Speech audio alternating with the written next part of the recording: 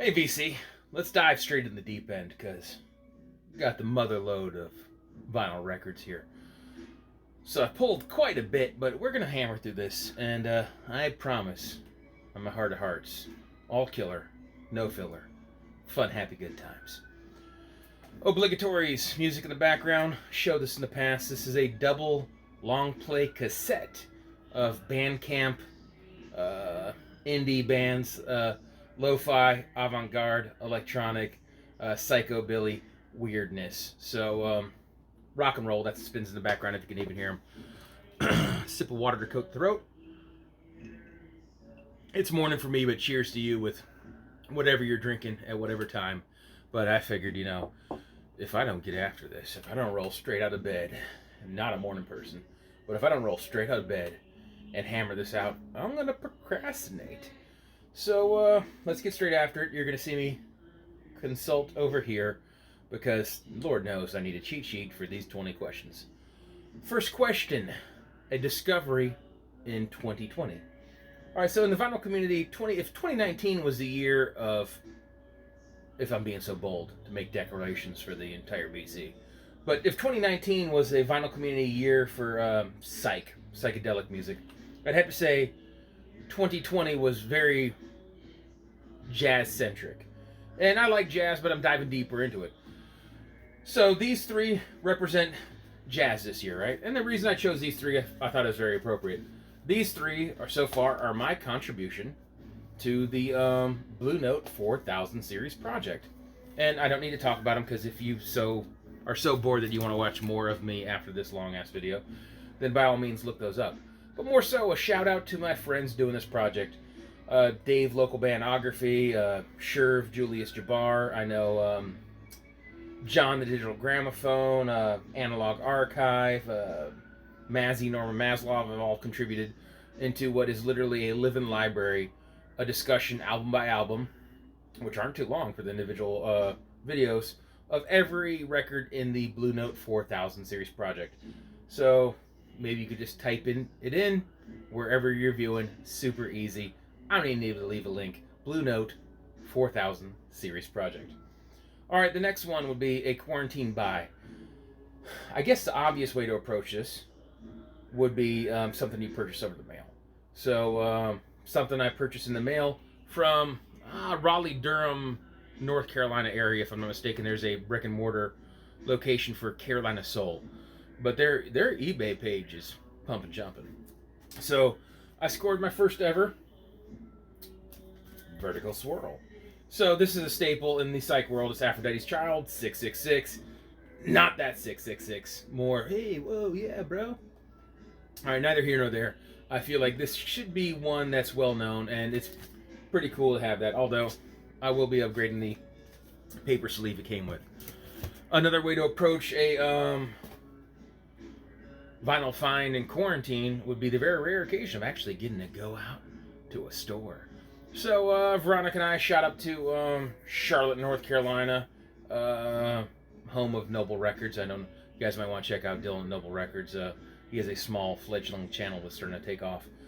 But we're there. You got to hit up Tip Top and the other obligatory stores. Charlotte has several cool record stores. But I snagged this gem. A little prog goodness, and it's very appropriate for this year's vinyl tag because, well, you'll see it later down the line. So here is a white label promo. And I guess it's obligatory to show the guts on the gatefold. So, yada, yada, yada. A physical store location on a rainy Wednesday, which was perfect.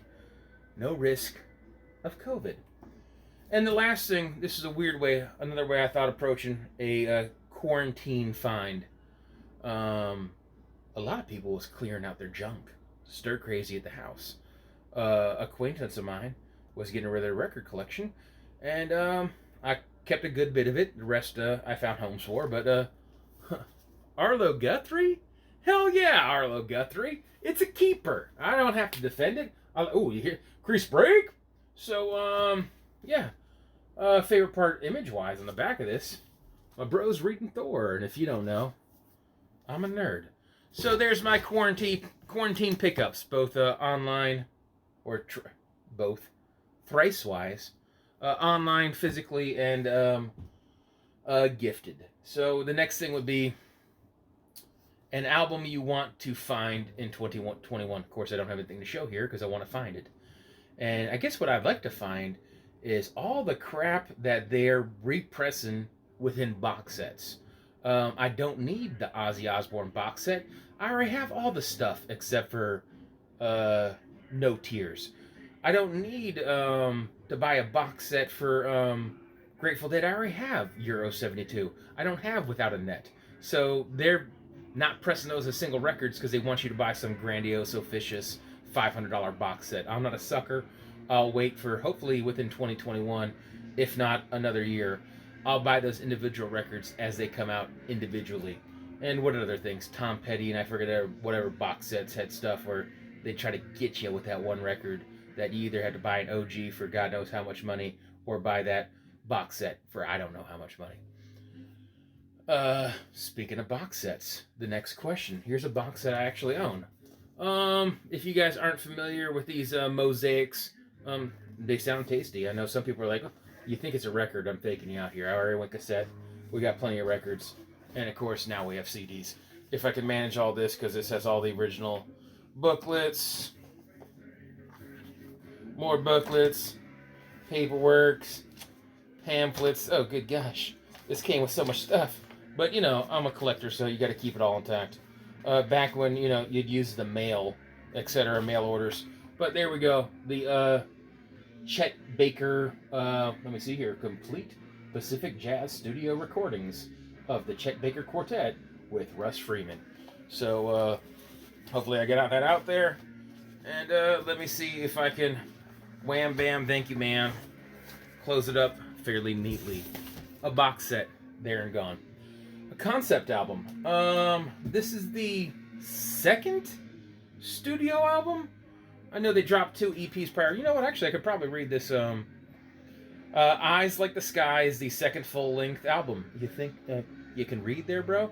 By King Gizzard and the Lizard Wizard. Released on February 22nd, 2013. Originally, press was limited to 500 copies on Sky Blue Wax. I guess that's important.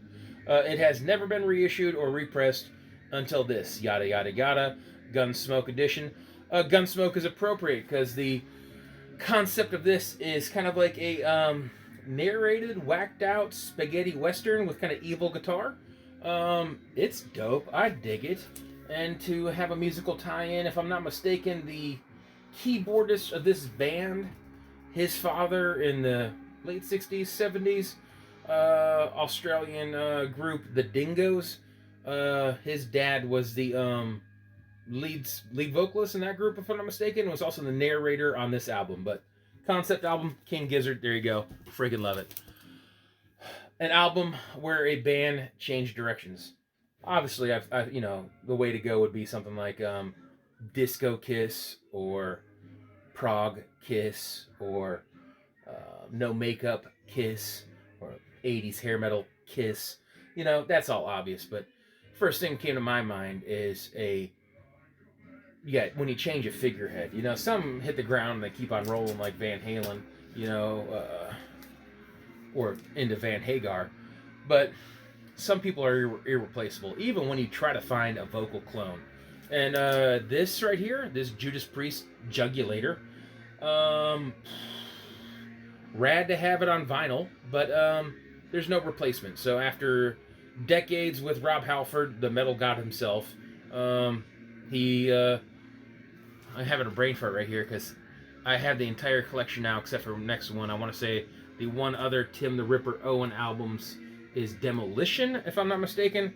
But anyways, Jugulator, a definite shift, new figurehead, and I guess one album I'm looking forward to in 2020. Side note, bonus question: KK Downing, formerly of Judas Priest, is it Dave Holland? I don't know. Insert one of the many drummers of Judas Priest that spawned the replaceable drummer joke in Spinal Tap.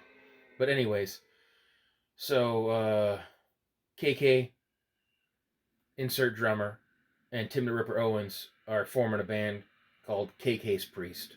Album yet to be released. So white label promo. All right, I grabbed a slew of these, so you're gonna have to forgive me here.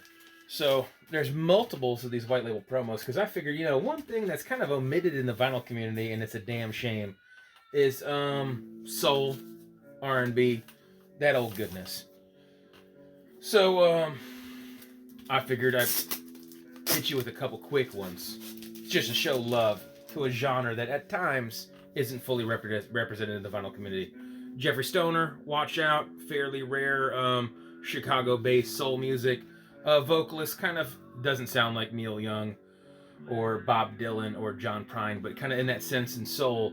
Not a traditionally beautiful voice, but has like a tone of like depth and reality to it that I find appealing. But Chicago-based soul, right there. I'm not gonna waste time flipping these around. If they're upside down, figure it out. Pillow Talk. If you don't know Sylvia, she went on to be the pioneer and founder, yada yada, owner, proprietor, insert big word, of Sugar Hill Records, as in Sugar Hill Gang. An absolute must, and I apologize. People actually watch this channel. I've been promising a blaxploitation collection video for some time, and I just keep on beating around the bush, or COVID, yada yada, insert excuse. But Willie Hutch, Foxy Brown, happy to have this one. Outside of a little bit of ring wear, this thing is freaking clean. And that Motown label, classic. This one happens to be black and white because it's a white label promo. And then the last of those would be bye-bye. Little Philly soul here. Once again, white label promo, representing something that isn't spoken on too often. I guess, oh, is this a cheat? I guess I have to ask a question. This is a test pressing. It's so much a promo, it's pre-promo. So, damn shame, because this Natural 4 would have been on the Curdim label, one of the prettiest labels in all of labels. Hammered through. Compilation album, alright?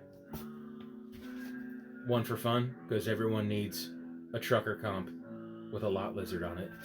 But that aside, two you should actually hunt down and chase right here. I showed this in my most recent video, which was a nerd endeavor with my boy Ant. But besides comic books and doofy stuff like that, we actually did talk some music. Warfaring Strangers, Acid Nightmares. This garage site comp, besides being visually stunning, as far as the cover, sorry you can't see the guts, I'm still in the shrink. Fantastic. This is creeping up in price. I would recommend getting it while you can. And this one right here on Blue Thumb, Memphis Swamp Jam. This is older, so you're gonna have to go Discogging or eBaying for it. But I would recommend it. Different music altogether, but pretty legit on that Blue Thumb. But pursue that if you would. A little bit different musical styling. And this one is not as impressive as the original press. I want to say was a double gatefold, triple panel type thingy. But this right here, those shocking, shaking days, Indonesian hard, psychedelic, progressive, rock, and funk, 70s, 70 to 78. This is freaking, I mean, give her a go online if you don't want to make the immediate purchase. But I vouch for that. If you have any kind of a diversity in your musical palette, pursue that. So, album that tells a story. All right. Well, a weird story about this would be 93-ish? Yes, 1993. Debut of Rancid. Funny tidbit. This band had 3 albums named Rancid. Not only the EP that directly precursed this, but their debut in this. And then after having a voyage of kind of going ska punk and pop punky a little bit, I want to say it's like their 5th or 6th studio album, also called Rancid. Right on. But the weird story about this is that there's the drums and backing vocalist, Brett Reed. Once upon a time, I was going to a party, a shindig. This is some years ago, and a boss lady had invited me. That was really cool. And she's like, "Eric, I want you to introduce you to someone. This guy, he's in the music industry. You're probably gonna get along. I know you like a lot of weird music, like punk and old music. She's telling him that, right? And she's like, this guy works with the Pinky Lady. Pink, the artist. And I was like, okay, random. And then she walks off. I'm making small talk, a little nonchalant palaver with him. Turns out that he is a member of Rancid. And then so I hit him with singing a song, and then it was good shooting the breeze with him. One and only time I met him. Random story. Next question would be a album that needs a vinyl pressing. I guess I didn't grab that one either, because I wouldn't have that, because it needs a vinyl pressing. I guess you could directly correlate that to question number 3, LP you want to find in 2021. So any of that shit, I don't want to buy a box set in.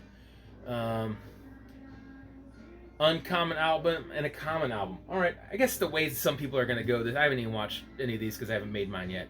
So I think I've watched 1 or 2 of these. I guarantee you that most people are going to approach this question like a common album is a cheap album, like a dollar bin album. But an album you see everywhere, because this is going to look cool on the wall, is this kind of finally caught repressing, right? So OGs these are harder to find, but Maggot Brain is a dope album that everyone should own. I think this is a 100 albums you should own type album.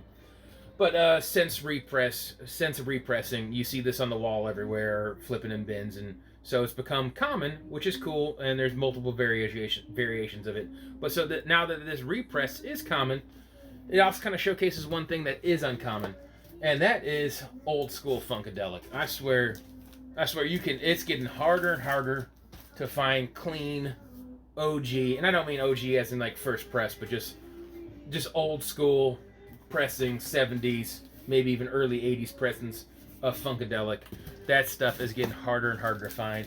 I mean, even stuff like this with a notch. I mean, this thing's in good condition, so forgive the notch, it is what it is. But things like this are becoming a seemingly thing of the past. And if you didn't know, on the old school Westbound label. Next thing, an EP. Alright, don't worry guys, I only grabbed 1 for this. I'm not going to take as long as I could, or some do. By the way, where did I get this in the actual...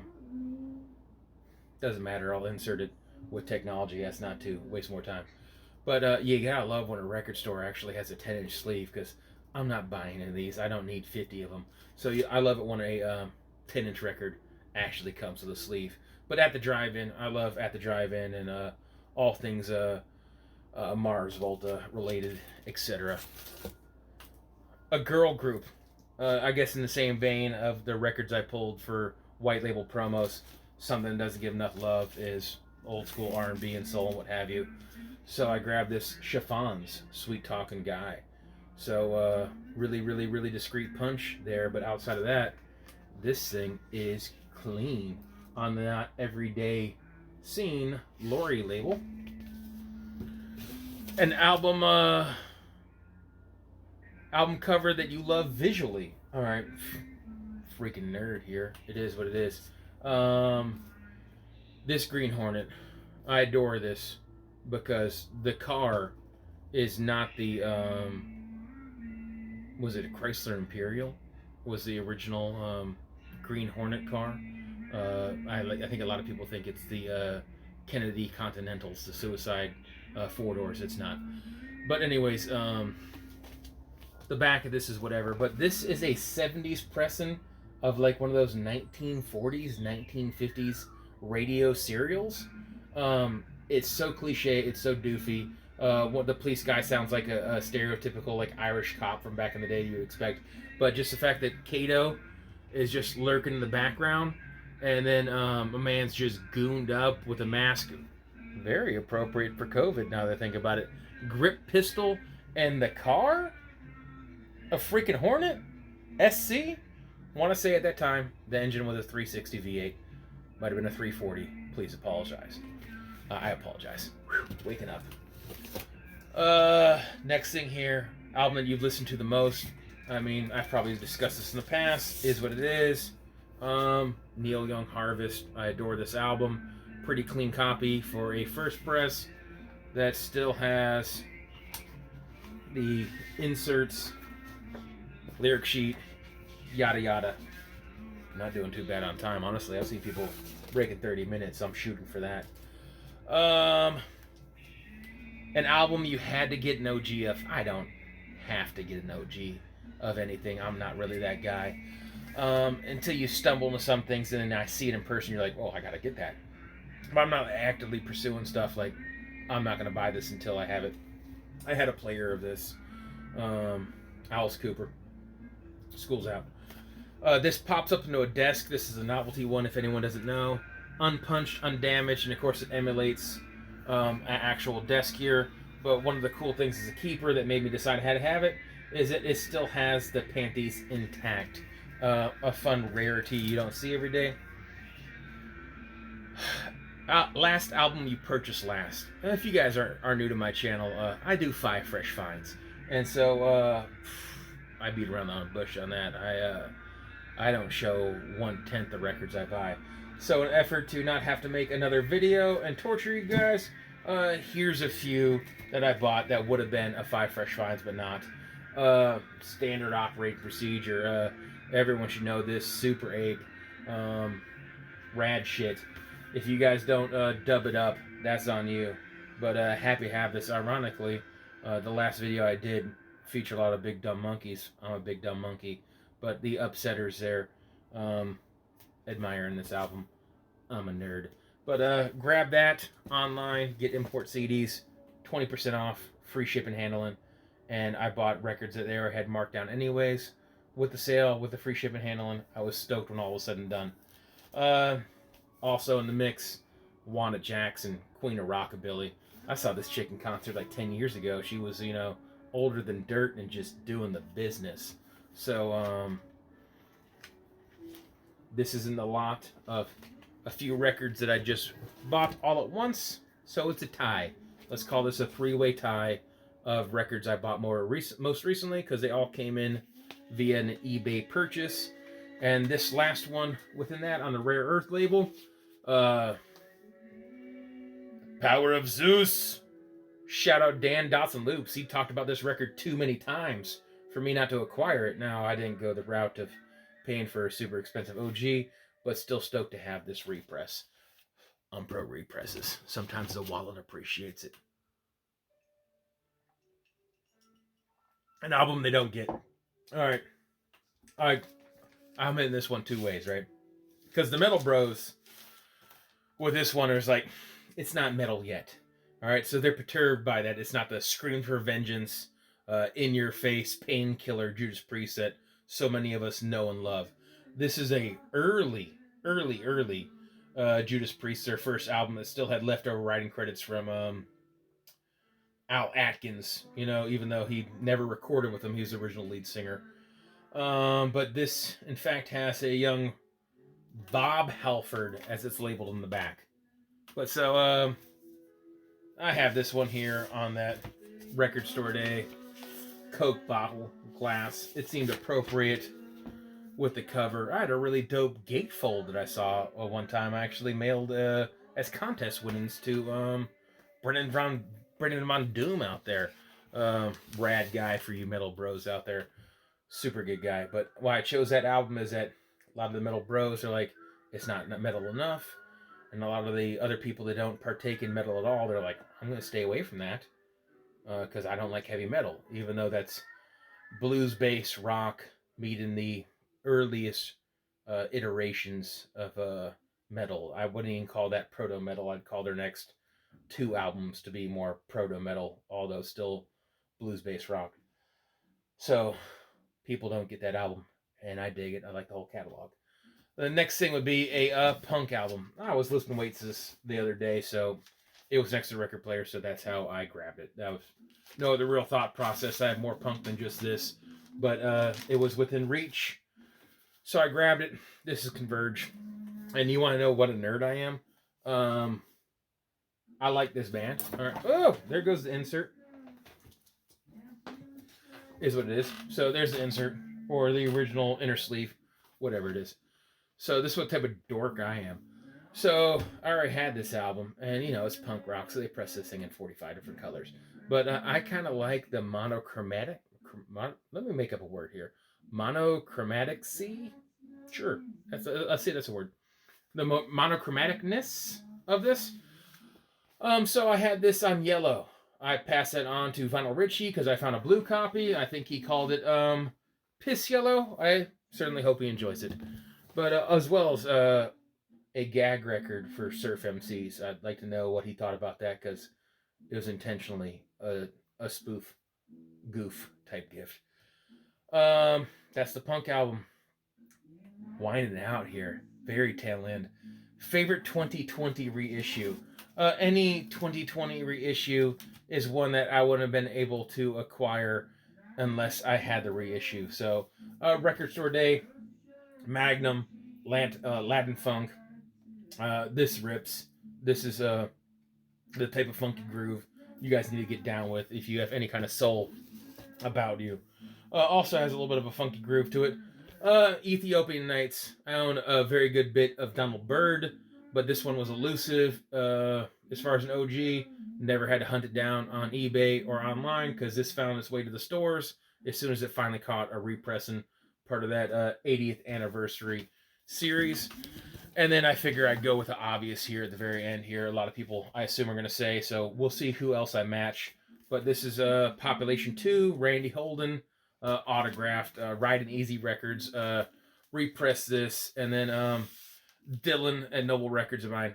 I don't want to dare say that we're dear friends, but we're buddies enough to a point where we occasionally text and I hit him up. I was like, hey, man, can you hold me a copy? And he did. Super nice of him. Rock on that. But this is the one of I think 200 in the school bus yellow, and I'm freaking amazed. I did this in under 30 minutes. One side of a cassette, freaking killing it. So do all those YouTube things. If you want to like and subscribe, that's up to you. But there's no pressure. I would appreciate it though, especially if you made one of these videos yourself. Leave a comment, man. I'm in this not for fame, not for fortune, but for friendship. So cheers to friendship. Cheers to 2021. Peace.